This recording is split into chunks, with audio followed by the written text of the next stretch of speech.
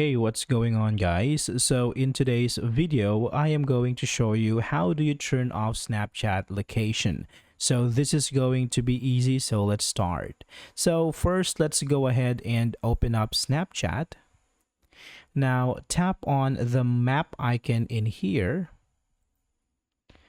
and tap on the settings icon right here.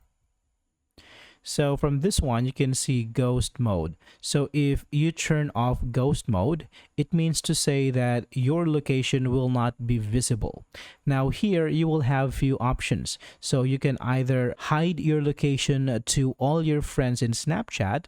You can also choose to hide your location except for some people or except some friends. So these are the only friends who can view your location.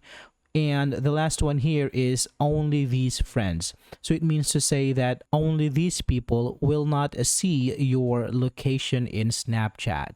So I hope this is helpful for you guys. Thank you for watching, and I will see you in the next one.